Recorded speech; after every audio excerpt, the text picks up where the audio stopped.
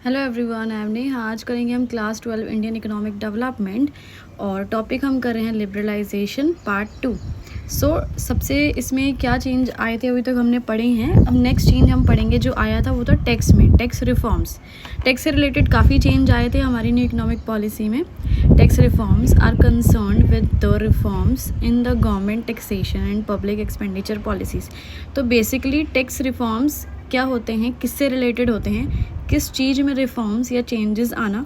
जैसे गवर्नमेंट के टैक्सेशन में, यानी गवर्नमेंट जो हमसे टैक्स वसूलती है उस पॉलिसीज़ में कुछ चेंज आना, या फिर पब्लिक एक्सपेंडिचर पॉलिसीज़ में, यानी जो गवर्नमेंट पब्लिक पे जो पैसा खर्च करती है उसके अंदर कुछ चेंजेस आना। Which are collectively known as fiscal policy, जिसे फिस्कल पॉलिसी का नाम दिया गया है।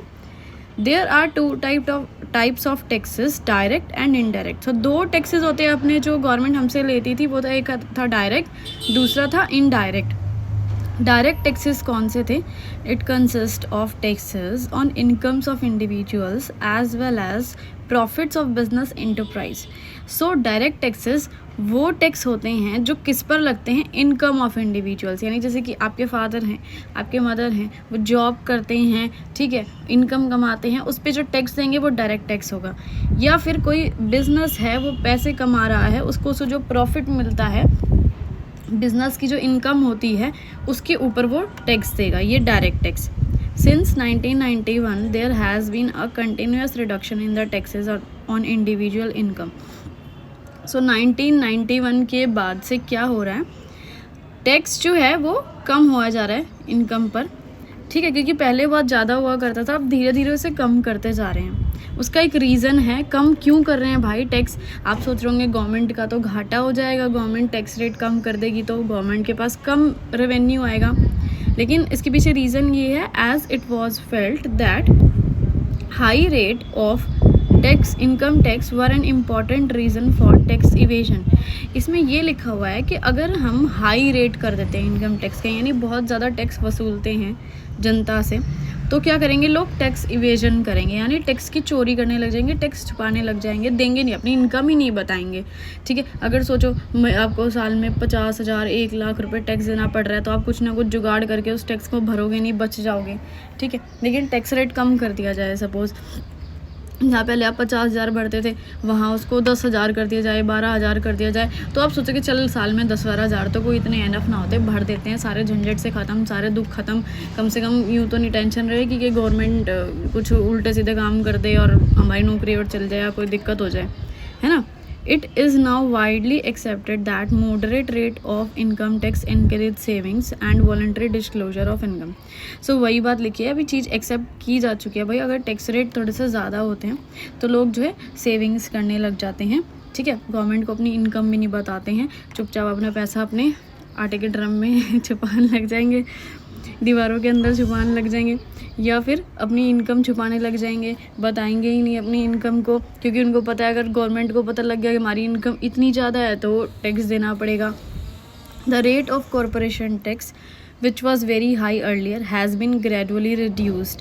अभी पहले क्या था, कॉरपोरेशन टैक्स यानी जो कंपनीज टैक्स पे करती है वो भी बहुत ज़्यादा पहले हाई था, अर्लियर यानी पहले की बात हो रही है, लेकिन अब उसको भी काफ़ी रिड्यूस यानी कम कर दिया गया है। Efforts have also been made to reform the indirect taxes, और काफ़ी कोशिश की जा रही है कि इनडायरेक्ट टैक्सेस में भी काफ़ी चेंजेस आएँ। Taxes levied on commodities in order to facilitate. अब देखो यहाँ पे इनडायरेक्ट टैक्स की बात हो रही है, तो इनडायरेक्ट टैक्स क्या होगा? जो आप कॉमोडिटीज़ वगैरह खरीदते हो ना, वो होता है इनडायरेक्ट टैक्स, ठीक है। इन ईयर 2016 जैसे हमने कोई कॉमोडिटी कोई प्रोडक्ट खरीदा, उस पर जो टैक्स दिया वो indirect tax. In the year 2016 Indian constitution was amended to empower state government. So अगर 2016 की बात की जाए, सो इंडियन कॉन्स्टिट्यूशन अमेंड यानी उसमें काफ़ी सारे चेंजेस लेकर आए गए इंडियन कॉन्स्टिट्यूशन में, with laws to impose goods and services tax. हमारी स्टेट गवर्नमेंट और हमारी यूनियन गवर्नमेंट यानी सेंट्रल गवर्नमेंट मिलके लॉज लेके आई नए, और कौन सा नया टैक्स लेके आई? गुड्स एंड सर्विसेज टैक्स, जिसका मतलब था GST। ये सिर्फ इंडिया में ही है, ठीक है। This is expected to generate additional revenue for the government. अब ये जो था, इसके लाने का पीछे मकसद क्या था कि जब अगर ये आ जाता है ये वाला टैक्स, ठीक है, वो पुराने सारे टैक्स हटा के सिर्फ एक टैक्स लेके आए, जीएसटी। ये माना गया कि अगर जीएसटी आएगा तो हमें एडिशनल रेवेन्यू मिलेगा, हमारी गवर्नमेंट को थोड़ा ज़्यादा रेवेन्यू मिल जाएगा। रिड्यूस टैक्स इवेशन, लोग अब टैक्स कम छुपाने लग जाएंगे। वन नेशन वन टैक्स, पूरे नेशन में यानी पूरे की पूरी इंडिया में एक ही टैक्स हो जाएगा, एक ही मार्केट हो जाएगी, सब चाहे किसी स्टेट में चल जाओ यार, सिर्फ एक ही टैक्स चलेगा। ऐसा नहीं है कि हर एक स्टेट का अलग अलग टैक्स रेट है। Another component of reform in this area is simplification, ठीक है, एक तो ये चीज़ थी। दूसरी क्या चीज़ थी जीएसटी लाने के पीछे? सिंप्लीफिकेशन। सिंप्लीफिकेशन यानी इस टैक्स प्रोसीजर को सबको आसान कर दिया जाए ताकि लोग इसे समझ पाएँ, ठीक है। In order to encourage better compliance on the part of taxpayers, many procedures have been simplified. अब देखो यहाँ पे क्या लिखा है, लोग अच्छे से टैक्स पेयर जो हैं वो अच्छे से इस चीज़ को समझ पाएँ और अपनी जो रिस्पॉन्सिबिलिटी है टैक्स पे करने की वो पूरी करें। इसके लिए क्या हुआ, जितने भी प्रोसीजर होते थे टैक्स से रिलेटेड उनको सिंप्लीफाई यानी आसान कर दिया गया अब, ठीक है। और जो टैक्स रेट था वो कम कर दिया गया, ठीक है। पहले बहुत ज़्यादा था तो भाई लोग छुपाया करते थे टैक्स, उन्हें लगता था उनकी मेहनत की कमाई सारे गवर्नमेंट के पास जा रही है। नेक्स्ट है फॉरेन एक्सचेंज रिफॉर्म्स। हमारे फॉरेन एक्सचेंज से रिलेटेड भी काफ़ी चेंजेस आए। The first important reform in the external sector was made in the foreign exchange market. तो सबसे पहला रिफॉर्म यहाँ पे आया अपना ये फॉरेन एक्सचेंज मार्केट में, ठीक है। एक्सटर्नल रिफॉर्म की बात हो रही है यानी अपने अंदर नहीं, बाहर से रिलेटेड, दूसरे देशों से रिलेटेड कोई जो आया है रिफॉर्म उसकी बात हो रही है। In 1991 as an immediate measure to resolve the balance of payment crisis the rupee was devalued against the foreign currencies. तो 1991 की बात अगर की जाए, जब न्यू इकोनॉमिक पॉलिसी आई थी, लिबरलाइजेशन, प्राइवेटाइजेशन एंड ग्लोबलाइजेशन, तब क्या किया गया, बैलेंस ऑफ पेमेंट क्राइसिस हो रहा था बहुत ज़्यादा, ठीक है। यानी हम पहले क्या कर रहे थे, बहुत ही ज़्यादा इंपोर्ट कर रहे थे और एक्सपोर्ट बहुत कम कर रहे थे, जिसकी वजह से हमारे पास फॉरेन एक्सचेंज रिज़र्व बच ही नहीं रहे थे, ठीक है। क्योंकि फॉरेन एक्सचेंज रिज़र्व का क्या यूज़ होता है, उससे हम इंपोर्ट कर पाते हैं, क्योंकि हमें पेमेंट जो होती है ना ऐसे रुपये में नहीं देनी होती, फॉरेन एक्सचेंज में पेमेंट देनी होती है। तो वो कैसे कमाए जाते हैं, एक्सपोर्ट करके कमाए जाते हैं, और एक्सपोर्ट हम कर ही नहीं रहे थे, तो यहाँ पेमेंट में काफ़ी ज़्यादा दिक्कत आ रही थी। तो इस प्रॉब्लम को रिजॉल्व यानी सॉल्व करने के लिए हमने क्या किया, रुपये की डीवैल्यू कर दी, कीमतें कम कर दी फॉरेन करेंसी के मुकाबले। अब कीमत कम करने से क्या मतलब है, जैसे कि अभी $1 80 रुपये का है, तो अगर कीमत कम हो जाती है और ज़्यादा तो 80 की जगह 90 रुपये का $1 हो जाएगा, 100 रुपये का $1 हो जाएगा। मतलब हमें $1 को ख़रीदने के लिए अब ज़्यादा पैसे देने पड़ रहे हैं, यानी हमारे पैसे की जो रुपये की कीमत है वो कम हो गई है। This led to an increase in the inflow foreign exchange. अब इसकी वजह से क्या हुआ, इनफ्लो ज़्यादा होने लग गया फॉरेन एक्सचेंज में। यानी इसका मतलब मैं बताती हूँ डिटेल में क्या है। जैसे कि अब हमारे पैसे की कीमत कम है, ठीक है, तो बाहर के देश के लोग क्या करेंगे, हमारे देश में इन्वेस्ट करेंगे, हमारे देश से सामान खरीदेंगे, क्या सोचकर, अरे यार यहाँ से तो बहुत सस्ता मिलेगा, इनके जो कंट्री है इंडिया, इसमें तो सब चीज़ें सस्ती हैं, इनकी तो पैसे की कीमत ही बहुत कम है ना। वो ये सोच के हमारे देश से चीज़ें खरीदेंगे, है ना, हम एक्सपोर्ट करेंगे, तो हमारे पास बाहर के देश का बहुत सारा पैसा आ जाएगा इससे। It also set the tone to free the determination of rupee value in the foreign exchange market from government control. और साथ में एक और मकसद था यहाँ पे क्या करना, कि जो रुपी की वैल्यू हम डिसाइड करते हैं वो गवर्नमेंट के कंट्रोल से हटा दी जाए, ठीक है। मतलब अब गवर्नमेंट का कोई लेना देना नहीं है, रुपये की वैल्यू चाहे 80 हो रही है, चाहे 70 हो रही है, चाहे 90 हो रही है, ठीक है, गवर्नमेंट बीच में इंटरफेयर नहीं करेगी। Now more often than not markets determine exchange rates based on the demand and supply of foreign exchange.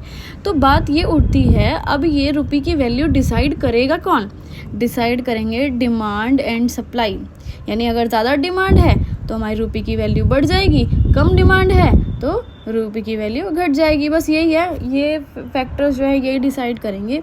Next है trade and investment policy reforms. तो ट्रेड से रिलेटेड यानी व्यापार से रिलेटेड, इन्वेस्ट करना तो पता है तुम्हें क्या होते हैं, से रिलेटेड काफ़ी रिफॉर्म्स आए। Liberalisation of trade and investment regime was initiated to increase the international competitiveness of industrial production. अब यहाँ पे क्या किया, ट्रेड और इन्वेस्टमेंट को लिबरलाइज कर दिया गया। लिबरल शब्द का मतलब ये होता है एकदम फ्री कर देना, छोड़ देना। तो यहाँ पे बिल्कुल फ्री कर दिया ट्रेड को, भाई किसी के साथ भी कोई भी ट्रेड कर सकता है, कितना भी ट्रेड कर सकता है, कितनी मर्जी प्रोडक्शन कर लो, जिस मर्जी देश के साथ ट्रेड कर लो, कोई दिक्कत नहीं है। इससे क्या होगा, इंक्रीज इंटरनेशनल कॉम्पिटिटिवनेस, यानी हम लोग इंटरनेशनली जो है कॉम्पिटिटिव हो जाएंगे, सबके साथ इंटरनेशनल लेवल पे कंपटीशन अब हम लड़ेंगे, ठीक है। हमारे प्रोडक्ट्स जो हैं इंटरनेशनल लेवल पे भी जाएंगे, बाहर के देशों में भी बिकेंगे। एंड ऑल्सो फॉरेन इन्वेस्टमेंट, और हमारे देश में फॉरेन इन्वेस्टमेंट आएगी, क्योंकि बाहर के लोग इंटरेस्ट लेंगे हमारे देश में आके पैसा इन्वेस्ट करने में, और बाहर के लोग हमारे देश में टेक्नोलॉजी लेके आएंगे अपने देश की। The aim was also to promote the efficiency of local industries and adoption of modern technologies। अब इसका मेन एम क्या था कि जो लोकल इंडस्ट्रीज़ हैं उनकी एफिशिएंसी बढ़े। इसका मतलब क्या है, लोकल इंडस्ट्री का मतलब हो गया जो हमारे देश की इंडस्ट्री है, इंडिया की इंडस्ट्रीज़ हैं, उनकी एफिशिएंसी कैसे बढ़ेगी, जब बाहर की देशों की टेक्नोलॉजी, उनकी मशीनें हमारे देश में आएगी, हम उनका यूज़ करेंगे, तो जाहिर सी बात है हम बहुत अच्छे से प्रोडक्शन करेंगे, ठीक है। तो हमारे देश में मॉडर्न टेक्नोलॉजी आएगी, इसकी बात हो रही है यहाँ पे। In order to protect domestic industries, India was following a regime of quantitative restrictions on imports. अब ये पहले की बात हो रही है फिर से, ठीक है, जब तक ये पॉलिसी नहीं आई थी एलपीजी वाली। जो डोमेस्टिक इंडस्ट्रीज़ हैं उनको बचाने के लिए हमारे देश की गवर्नमेंट क्या कर रही थी, इंपोर्ट पे क्वांटिटेटिव रेस्ट्रिक्शन लगा रही थी। इंपोर्ट यानी बाहर के देश से अपने देश में कुछ खरीद कर लेके आना। क्वांटिटेटिव रेस्ट्रिक्शन से मतलब है कि क्वांटिटी फिक्स कर दी थी कि इतना ही लेके आओगे, इससे ज़्यादा नहीं लेके आओगे। तो ये रीज़न क्या था, ताकि हमारे जो देश की डोमेस्टिक इंडस्ट्रीज़ हैं भाई हम उनका सामान खरीदें, ना कि बाहर के कंट्री के लोगों का बनाया हुआ सामान खरीदें। ये मेन मकसद था। This was encouraged through tight control over import. So इसको कैसे बढ़ावा दिया गया, इंपोर्ट पे बहुत ज़्यादा कंट्रोल किया गया, ज़्यादा इंपोर्ट करने ही नहीं देते थे, ताकि हमारे देश के लोग बाहर के देश का माल ना खरीदें, अपने ही देश का माल खरीदें। और टैरिफ भी इतने हाई रख दिए। टैरिफ हाई रखने से क्या होगा कि बाहर के देश का सामान बहुत ज़्यादा महंगा हो जाएगा और हमारे देश का सामान सस्ता है, तो जाहिर सी बात है फिर हमें तो ऐसा ही लगेगा ना कि नहीं, महंगा सामान नहीं खरीदना, अपने ही कंट्री का सस्ता सामान खरीद लेते हैं। These policies reduced efficiency and competitiveness which led to slow growth of manufacturing sector। अब इसकी वजह से क्या हुआ, ये जो गवर्नमेंट ने पॉलिसी रखी थी इंपोर्ट पे जो है रेस्ट्रिक्शन लगाए थे, हमारी एफिशिएंसी कम हो गई, हम कॉम्पिटिटिव नहीं रहे। क्यों? क्योंकि हमें कंपटीशन देने वाला कोई है नहीं। 2-4 मैन्युफैक्चरर जो हमारे देश में प्रोडक्शन कर रहे हैं चुपचाप करे ही जा रहे, किसी चीज़ का ध्यान ही नहीं दे रहे, क्योंकि इन्हें पता है गवर्नमेंट हमारे साथ है, हम जो बनाएंगे जैसा बनाएंगे सेम वैसा ही बिकेगा, लोगों को ज़बरदस्ती खरीदना ही पड़ेगा, ठीक है। तो मैन्युफैक्चरिंग सेक्टर जो है बहुत ज़्यादा स्लो हो गया, आगे बढ़ ही नहीं रहा था, क्योंकि कंपटीशन नहीं था, तो लोग आगे ही नहीं बढ़ने की सोच रहे थे, जो थे जैसे थे जहाँ थे वहाँ पड़े हुए थे। द ट्रेड पॉलिसी रिफॉर्म्स, सो जो नई ट्रेड पॉलिसी आई 1991 में एलपीजी वाली, उसका मेन क्या था um, dismantling of the quantitative restriction on import and export. इस डिसमेंटलिंग का मतलब क्या है, जो रेस्ट्रिक्शन थी ना इम्पोर्ट और एक्सपोर्ट पे वो बिल्कुल हटा दी गई, भाई जितना मर्जी एक्सपोर्ट करो, जितना मर्जी इम्पोर्ट करो। नेक्स्ट पॉइंट है रिड्यूस ऑफ टैरिफ रेट, भाई टैरिफ जो है वो बहुत ही कम कर दी गई, पहले बहुत ज़्यादा थे।